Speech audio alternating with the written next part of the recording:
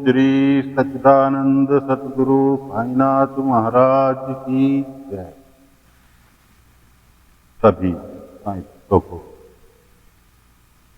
नमस्कार।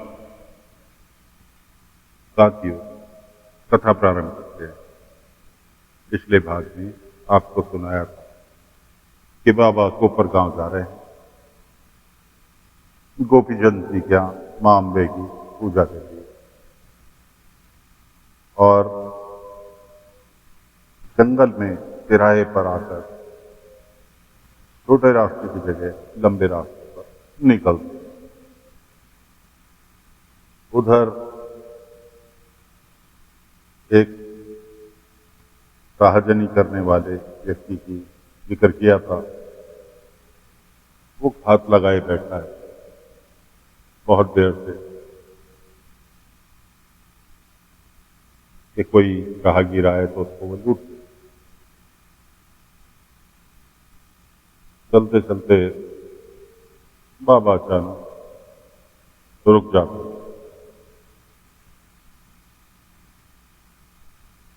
चाचा पूछता है, साईं आप क्यों रुके?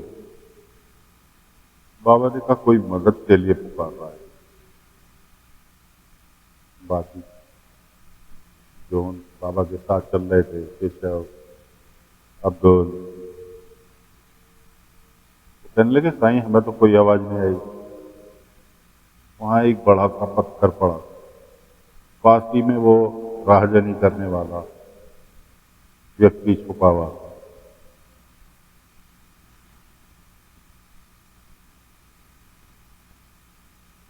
बाबा पत्थर के पास पहुंचे, तभी तात्या, केशव,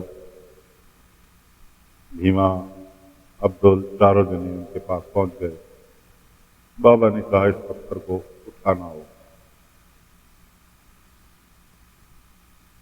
अब इतना बात को पूछने की बाबा से किसी को हिम्मत थी नहीं। पूछते भी तो बाबा कहते सब्री रखो, अभी सामने आ जाएगा, क्यों उठवाना। इसलिए चारों जने पांचवें बाबा सब ने मिलकर पत्थर को हटाया। पत्थर के नीचे क्या मिला? एक केंचुआ। बरसात में आपने देखा होगा, आपके भी घरों में अक्सर आ जाते हैं मिट्टी के साथ। तात्या कहने लगा साईं ये तो केंचुआ है।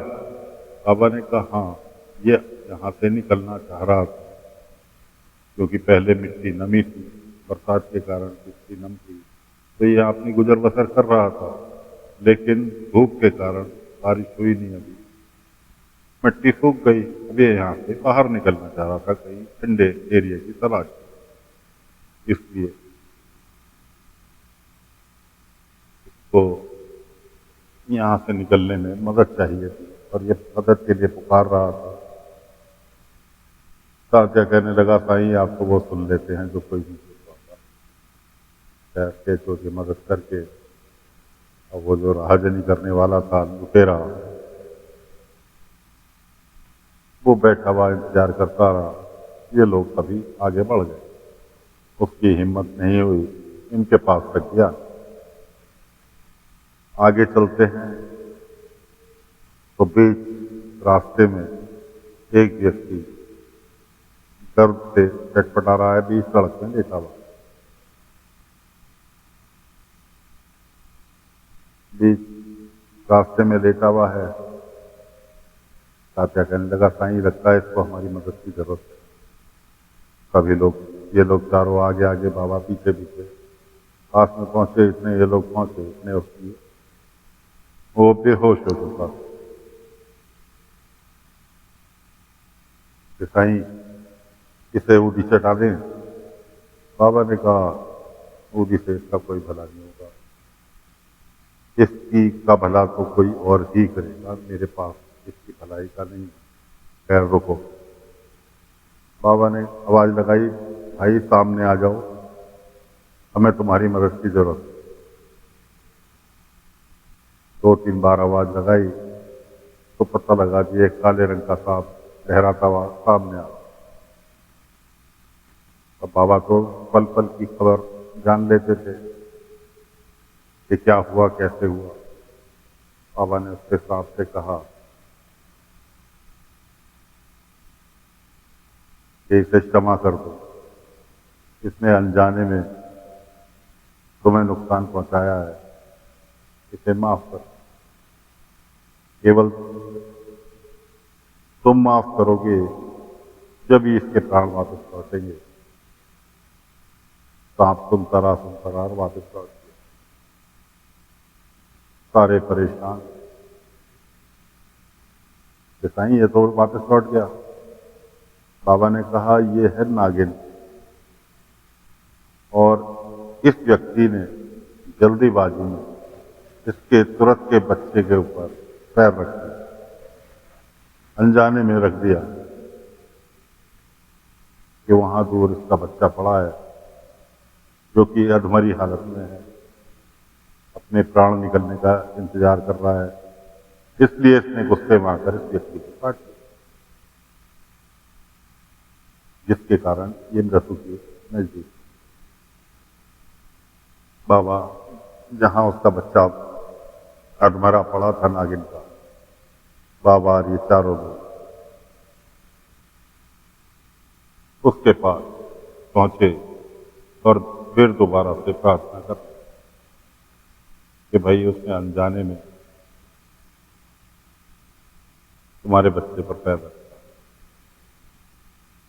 और केवल तुम ही हो जो उसको माफ कर। कि मानते हैं गलती हुई है, लेकिन उसने अनजाने में गलती की है, इसलिए उसे क्षमा करो। बार बार विनती करने पर नागिन को तरस आया। नागिन गई, उस व्यक्ति के पैर में जो उसने डंक मारा था जहर वापस खींच लिया और वो व्यक्ति उठकर खड़ा हो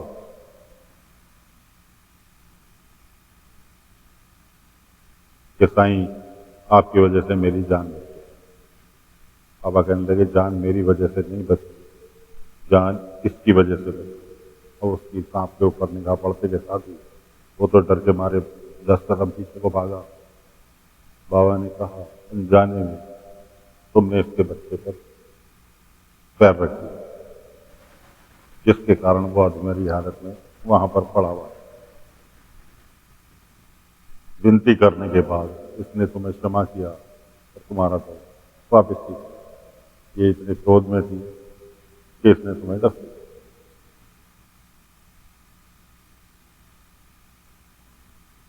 कि साईं मुझसे बहुत बड़ा अपराध हो गया, साईं आप कुछ करो। बाबा उसके बच्चे के पास दोबारा गए। बाबा ने उससे कहा जिस व्यक्ति को नागिन ने वापस जिंदा किया था कि पंडित जी तुम्हारे पास गंगा जल तो होगा। मैं कहा हाँ साईं, मैं अपने रिश्तेदारों से मिलकर आ रहा हूँ। वो तीर्थ स्थान पर गए थे, उन्होंने मुझे गंगा जल दिया था प्रसाद के रूप में, है मेरे। बाबा ने अपना पात्र निकाला, उसमें थोड़ी सी ऊँची डाली, गंगा जल में मिलाई और उसके नागिन के बच्चे के ऊपर जहाँ वो जख्म हुआ था उस पर लेप किया और ऊपर वाले से प्रार्थना की। कुछ ही क्षणों में नागिन का बच्चा वापिस बस अपनी पूर्ण अवस्था में आ गया। बाबा ने नागिन से कहा कि संभल कर रहना, बच्चे का ध्यान रखना। पंडित जी से जो गलती हुई थी जाने में हुई थी, किसी और से भी हो सकती है, इसलिए बच्चे का ध्यान रखना। तो दोस्तों अभी बाबा कोपरगांव नहीं पहुंचे, लेकिन रास्ते में 2 व्यक्तियों की मदद कर चुके। और पंडित जी जो हैं उन्हें भी गोपीचंद किया जाए। माँ अम्बे की पूजा के लिए। अब 5 जने से हो गए व्यक्ति 6। सभी लोग ऊपर गांव की ओर बढ़ रहे हैं।